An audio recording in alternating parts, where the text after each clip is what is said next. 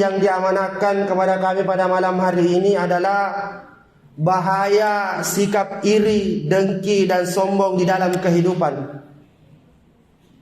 Nah, oleh karena itu nari mak bicara ki masalah sikap iri, mak bicara ki masalah sikap dengki di dalam kehidupan kita.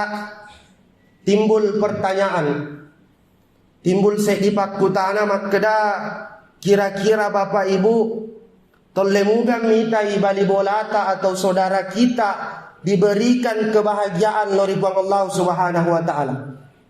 Nah, itu kita jawab sendiri di dalam hati kita. Nah, kira-kira kalau kita melihat saudara-saudara kita bali bolata, tetanggata diberikan kenikmatan oleh Allah, apakah kita merasa bahagia? Nah, sebagai tawatakwana Allah Subhanahu wa taala, apa yang harus kita lakukan ketika melihat orang lain mendapatkan kenikmatan, ketika atau lainnya iaring kenikmatan dari Allah Subhanahu wa taala?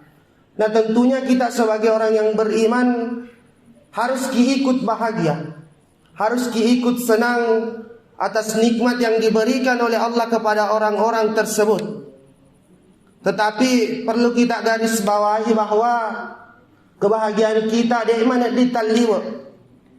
Jangan sampai kebahagiaan kita bisa melenceng dari syariat yang ditentukan oleh Allah Subhanahu wa taala. Ataukah malah sebaliknya, ketika itai tetangga ita surut-surut dia bisa beli mobil, dia bisa beli motor, apakah kita merasa bahagia? Ataukah sebaliknya? Nah, ketika itai surut-surut tak beli kulkas misalkan, apakah kita merasa bahagia? Ketika itai bali bolata misalkan terpilih menjadi kepala desa atau apalah dan lain-lain sebagainya, apakah kita merasa bahagia sebagai orang yang beriman? Ataukah malah sebaliknya? Nah, hadirin sidang jamaah tarawih yang insya Allah dirahmati oleh Allah Subhanahu wa taala. Nah, jangan sampai ketika misalkan irita ni onna yero surut-surut tak meli oto atau meli kulkas misalkan. Nah, jangan sampai di hati kita terbesit sebagai tomat tepakna puang Allah Subhanahu wa taala, kita malah menceritakan icarita yero kenikmatan yang diberikan Allah kepada orang lain tersebut. Jangan sampai makeda meli motor wasil cicilan, meli oto hasil korupsi.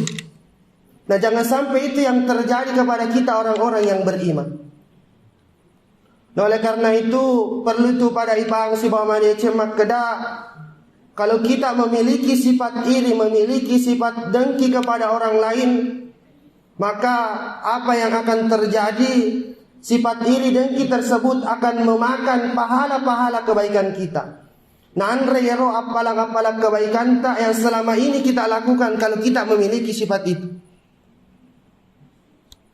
Hadirin sidang jamaah tarawih yang insya Allah dirahmati oleh Allah Subhanahu wa taala. Oleh karena itu narampai nabi ta ilalana desana wakda iyakum wal hasad. Jangan sampai kita sebagai tomat tepakna puang Allah Subhanahu wa taala hati-hati jangan sampai terjerumus di dalam sikap hasad. Sikap ya dekna marennu ketika orang lain mendapatkan kebahagiaan pun dari puang Allah Subhanahu wa taala. Nah, kemudian maka nabi ta fa innal hasanat yaqulul hasanat. Karena sesungguhnya sikap hasad majepu si tonget-tonget nero sikap hasad, sikap iri daripada tak rupa tahu akan memakan niro kebaikan-kebaikan yang pernah kita lakukan. Kama yakulu nara khatab. Seperti dengan api yang memakan kayu. Maparin aseng nareko ajua itunu lori api. Nah, oleh karena itu ilalana ya hadis na jelaskan Nabi ta menyampaikan kepada kita atau matapakna puang Allah Subhanahu wa taala ketika kita memiliki sifat iri, sifat dengki lorialeta, maka itu akan memakan amalan-amalan kebaikan kita. Jadi amalan kebaikan yang telah kita kerjakan selama ini itu akan sia-sia. Mapadairo secepat ketika kita membakar kayu. Nasanabita. Nah hadirin sidang jamaah tarawih yang insya Allah dirahmati oleh Allah Subhanahu wa taala. Nah kita lihat agar penyebab atau apa sebab yang akan ditimbulkan ketika kita memiliki sifat iri, ketika kita memiliki sikap dengki kepada sesama orang. Maka sikap yang akan ditimbulkan yang pertama adalah akan membentuk jiwa yang tidak mau bersyukur dari Allah Subhanahu wa taala. Nah, ketika kita memiliki sikap tersebut, maka kita merasa detelo syukuru ki pak berena Allah Subhanahu wa taala. Kita tidak mau menerima atas takdir ya pura dapat tentu Allah Subhanahu wa taala atas apa yang diberikan kepada kita. Nah kemudian yang kedua yang bisa ditimbulkan ketika kita memiliki sikap tersebut adalah kita akan selalu merasa diri kita bahwa tidak tenang. Maka nasabah ketika kita misalkan bali bola tak melioto atau meli kulkas, malah kita yang dingin. Ide macamnya atau dan lain-lain sebagainya ketika melihat tetangga kita membeli mobil baru misalkan. Nah itu yang akan ditimbulkan ketika kita selalu memiliki sikap tersebut. Nah kemudian yang ketiga yang akan ditimbulkan ketika memiliki sikap iri atau dengki adalah kita akan selalu menceritakan orang tersebut. Sehingga timbul biasanya fitnah, timbul perbuatan ghibah. Sehingga weding ina solangi apalana puasa tak di bulan suci Ramadan ini. Karena kenapa nareko iritai misalkan seperti halnya tadi ketika misalkan dilihat tadi saudara kita membeli mobil, ini sibuk cerita kiri kanan.